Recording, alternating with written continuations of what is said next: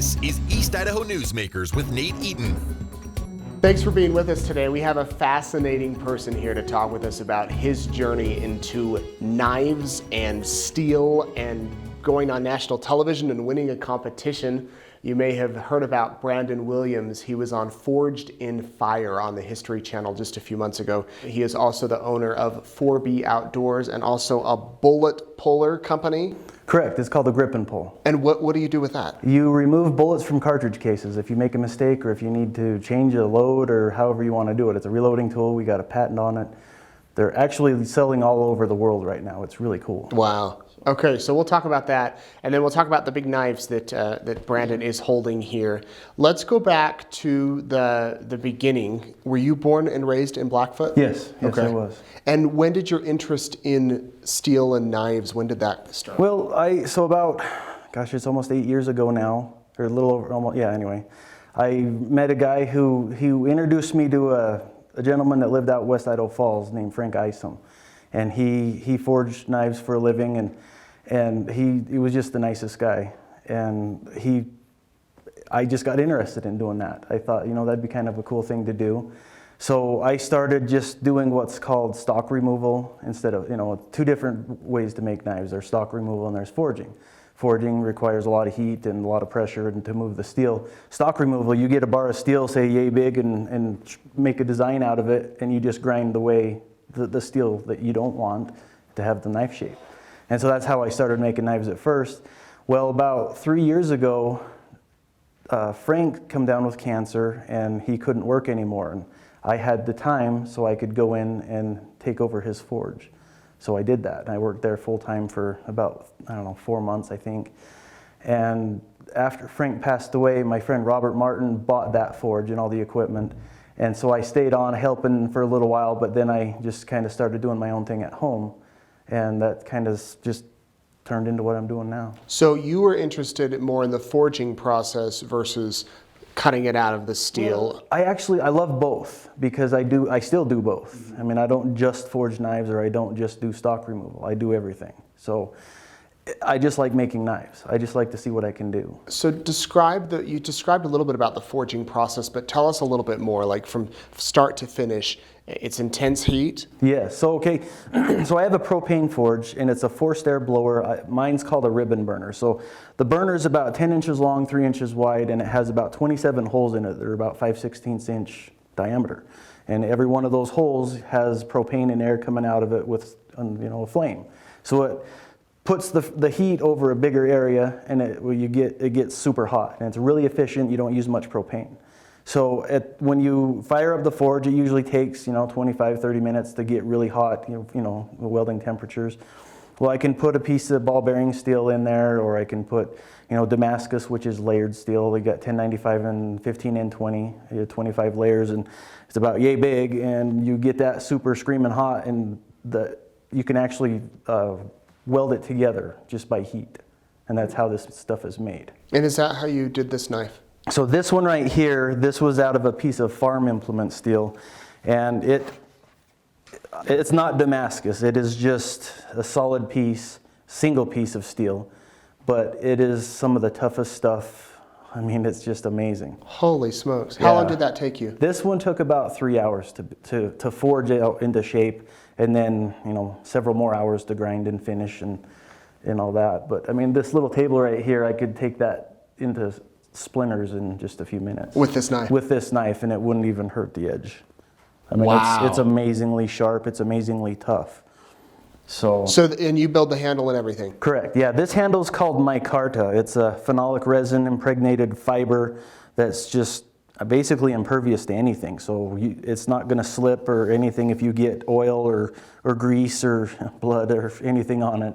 So yeah, it's a really cool stuff. If I wanted to buy this, how much would that cost? This knife would be $500. $500. Yeah. So you start doing this, and this is your full-time job. This is your gig. So yeah, right now I'm doing knives full-time, but the grip and pull is actually what I've been doing for 6 years now. The grip and pulls paid the bills, and the knives have been kind of extra of a side business Well, now the knives I'm doing the knives full time. My daughter helps me with the grip and pull. She ships them and she's been processing them for me. Okay, so show us some of these other knives. So this one here, this is a piece of Damascus that I made Damascus, and then I take 2 pieces of Damascus and then I forge welded over a piece of the plow spring, which is the same steel as this big one.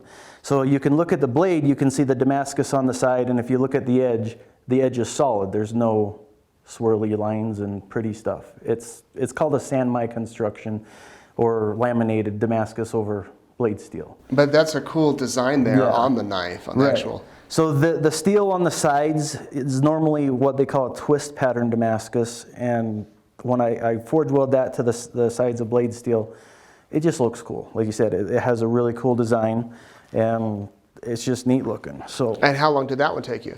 Oh, hours. I mean, I don't really have a set time, but I mean, it's to make the Damascus, you got to go through several steps, and then once you get the Damascus done, and then to take that and forge weld that over a piece of 1095, or in this case 1080, it takes several more hours, and then to grind it and finish it, heat treat it, all that. So, I mean, so you could spend hours. a whole day working on one knife. Correct, or several days. Several days. Yeah.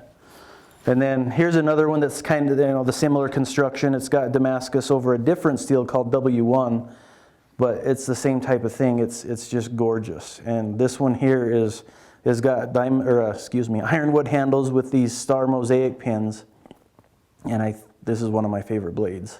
Are these some of your personal knives that you don't want to part with? Correct. Yeah. Even if someone. I mean, I would sell them, but they're going to be upwards of $700 or $800. Sure, but these are your special knives. It's not like. And do you go into it like, I want to go make me a knife, or is it once it's finished you're like, I want this one? Yes, actually that's how it goes. I go in and I just start making blades, and I think after when it's almost done, I look at it and like, wow, I don't know if I want to sell that one. And so the funny thing is I go to gun shows and different things where I sell these, and I end up showing people the ones that I really like. Well, that's usually the first ones that sell.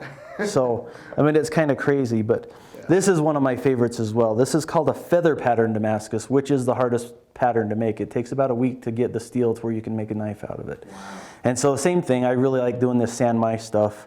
So I laminated the feather over 1095 in this case.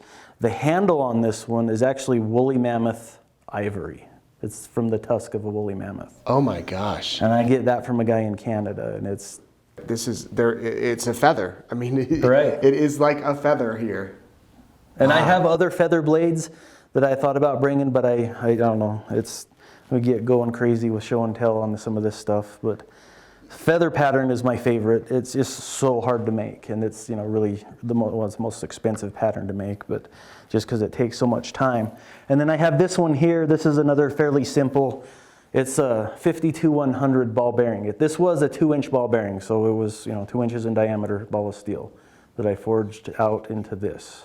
Look at that. It's amazing. Wow.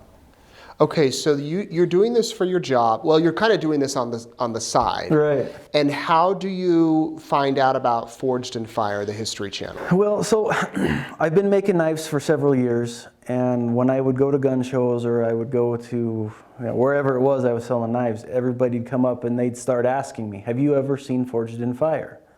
At first, I had never even heard of it, so I thought, well, I'll check it out to see why everybody keeps asking me about Forged in Fire. And I watched it, and I really enjoyed it. And for people that haven't seen the show, tell us a little bit about. Okay, so Forged in Fire, you start with 4 bladesmiths from all over the country, or even all over the world, because they've done an international version as well. But you get in and you start by forging a blade out of whatever they have you forge it out of. Say they give you a piece of ball bearing steel or leaf spring, or they've even had episodes where they have a car sitting in the studio, and they say, take your parts. Get steel off this car to make a knife with. Wow. So mine, I was on what's called the slasher edition. And it started out, we got up and they're talking about Jason and Scream and all these horror movies, and Will says, I want you to make a slasher blade from a slasher movie.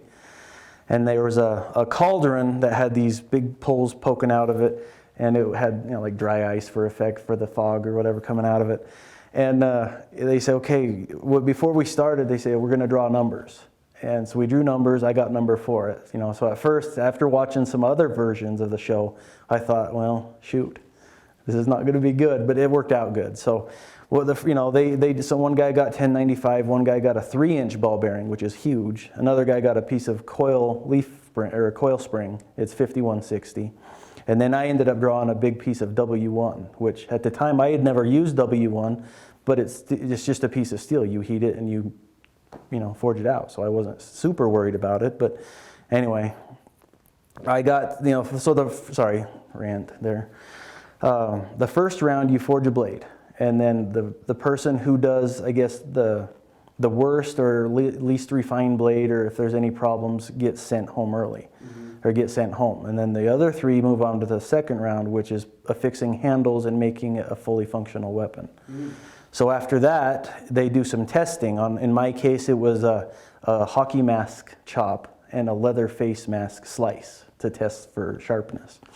Well, my blade did really well, and I ended up going on to the third round, which is where they send you home to build a weapon from history. Well, in this case, being a slasher edition, I made a Grim Reaper Scythe. And it had to be 6 foot tall, 70 to 73 inches on the handle, 24 to 26 inch blade, and have 2 handles on it with a straight hand. When the handle had to be straight. And you got to choose that? No, they tell you what you do. They tell you. Yeah. And so I did go home for 5 days and build these, Grim Reaper Scythe, and I decided to make 2 because, well, I wanted to have a backup just in case something happened. So I made 2 of them, and then we got back and they did the testing, and I ended up winning. $10,000 bucks. $10,000. It was great. So you're in the studio there in Connecticut, right? Correct, Stamford. And how long? I know they edited it all down to fit into the show, but how long did the process actually take? Well, so the first time it's 5 days. You got a day for travel, 3 days for filming, and then another day for travel home. So they film it over 3 days. Correct. Okay. Yeah. And edit it all down. Right. And during that 3-hour filming, are they filming you the entire time, or do you take a break to go build your weapon, or how does that? No. So the 3 hours is. Yeah, it's straight. You get whatever challenge and you go forge it, and you got 3 hours and you just do what you do. So yeah, it was pretty cool. It was pretty intense for a little while. So you come back to Blackfoot, you build your Grim Reaper, and then you take that back to Connecticut? So we packed it up, and I made a crate for it, and we shipped it overnight via FedEx back to Stamford. Yeah, you don't really want to travel to the airport with that. And then they call you to tell you the news, or did they bring you back? Oh, they fly you back. You fly you back. You present it, right? Yeah, they fly us back, and we go in there, and they start doing the tests. There's a kill test, a strength test, and a sharpness test. And the kill test on mine was a ballistics dummy, which they use on a lot of episodes. And Doug, he just takes it and destroys this dummy with our weapon. And mine did really well. And the other, Chase, his weapon did really well on that too. Then the next one was a strength test, where Ben Abbott takes a bone about yay big and starts smashing into the blade of the scythe. Well, it's tied down to a coffin. Well, Chase's was first. Chase's blade broke. And so mine was, next, obviously, and then mine didn't break, so I won. So wow, it was pretty cool. What was your thought at that moment? Like, I just won this. I just won it. Yeah, I couldn't even tell you. I mean, it was just excitement. I was just so excited. So it was an awesome experience. What did that aired in November, end of last year? What did that do to your business? You mentioned now you're doing knives full time. Right. Yeah, my business has boomed because now there's several different outlets, either on Facebook or online, that I can sell knives. And then now when I go to gun shows, I have a shirt that says Forged in Fire Champion with a Grim Reaper in the middle of it. And so we went to Phoenix about, a little over 2 weeks ago now, and people in Phoenix, they'd see my shirt and they'd, I saw you on TV. And anyway, it was just good. It's been really good. So.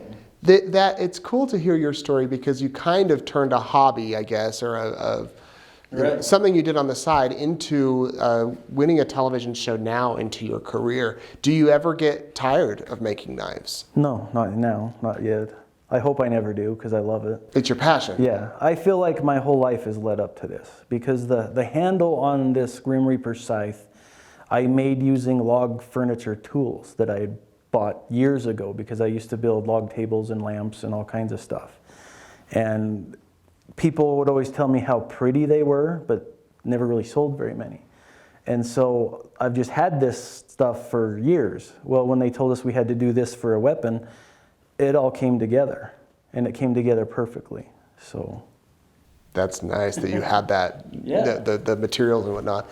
Do you get requests from people to make specialty, specific absolutely. knives? All the time. Have you had any unusual requests or? Well, just everybody likes their own thing. Somebody will like a blade like this. Somebody will like, somebody asked me to make a sword for them. I've done a katana blade. I've actually got a guy who I'm waiting to hear back from. He wants to buy a Grim Reaper scythe, but he's in Cyprus, and he said he's starting a blade and sword museum. Wow. And so, yeah, we'll see how that goes. What'd you end up doing with the backup? You still have the backup? Yeah, the backup's sitting in my living room right now. Nice. So, what has been the most difficult thing that you've made? Or the most time intensive? well, the most time intensive is seriously this, the San Mai, because there's so many steps that you have to go through to make a knife like this, that there's so many opportunities for failure. So when a knife like this comes together and it looks like this and ends up perfect, it's just amazing. It's a great feeling. So, what's next for you? I mean, could you go back? Do they have a Forged in Fire Winter Edition? they actually do. They have what they call Champion of Champions Edition. And I would do it in a heartbeat, but they would need to invite you. They would have to call and say, hey, we want you to come back and do it. When you went on the show, did you apply to do it, or did they track you down? I did. I actually saw a casting call on Facebook, and it was just a picture that said, hey, we're looking for world-class bladesmiths and people, whatever. And so I sent an email saying, hey, I'd like to be considered. And within an hour, they emailed back saying, well, fill out this questionnaire. And so I did, and they called me the next day saying, we love your answers. The next step is a Skype interview. Like, okay, cool. I was out with my daughter, and she was listening in, and we were both excited. And we did the Skype interview, I think it was like 3 days later. And after that, they said, okay, well, that went great. We want you to do some more pictures for us. Like, okay, take some pictures of me in the forge and do a couple videos. Well, I did that, and then a couple weeks later, they sent an email saying, we showed you to the network, they loved you, and welcome to season 5 of Forged in Fire. Wow. It was exciting. So you got an email to tell you. Correct. Just popped up. And Yeah, that was actually December 5th of 2017. And I didn't go to film until the end of July. So there was a lot of time. And then I was done by August 10th with my episode filming. So I knew what had happened.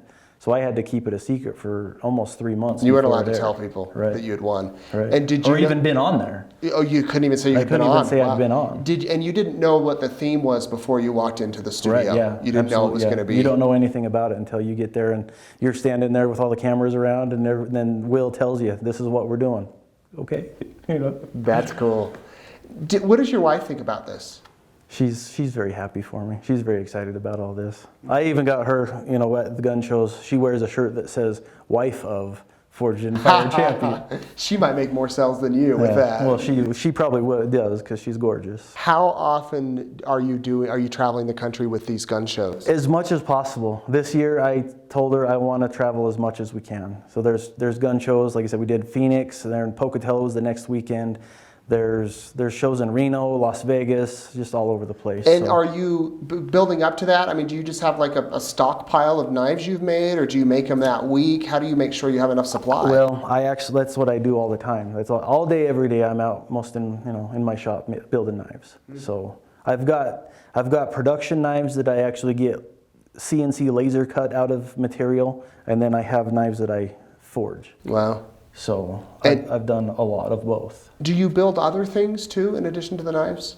Well, I built my forge. I've built my forge. I've built tables and stuff for welding and whatnot. But as far as anything else, commercially, I know. This is your passion. Yeah. Where do you foresee you in 5 or 10 years? Well, hopefully still making knives. Yeah. Seriously, I really don't have a plan other than just keep doing what I'm doing and building my name up, and because people that have bought my knives, I've got a lot of return customers. People that have bought 5, 6, 7, 10 knives from me. So that's a good feeling.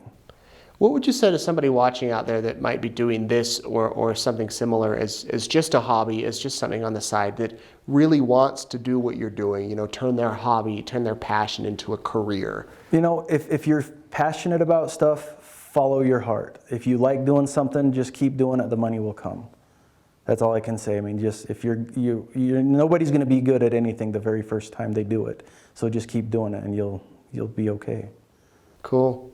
All right, History Channel, if you're watching, we'd love to see him on Champion of Champions. Have him build another thing, another cool thing. And we'll include a link down below to the History Channel. Have they put it online? Yes. Okay. Yeah, it is. It's on. You can watch it on the History Channel. You can buy it on Amazon. You can. I actually think you can see them on YouTube as well. But Oh, great. Yeah. Okay, so we'll include a link down below that you can click on and watch the episode in case you missed it. There's another thing on Facebook. It's a Forged in Fire Knife Maker Auctions. And people that have been on the show can go on and sell their knives. Well, I've been selling a lot on there, and it's doing really well for me. So if you want to check that out, I'd be happy to add you to the group. Yeah, send him a message. These knives are beautiful. Brandon, big congratulations on your success. It's always fun when a local guy, a local gal makes it big, and we'll be cheering for you. And you can catch him at the gun shows coming up here this year. Right, absolutely. Cool. Any gun show within Southeast Idaho I should be at. And then if you see me out and about in a different state, say hi. Cool. Thank you very much for coming in here, and thank you for watching. Have a good week.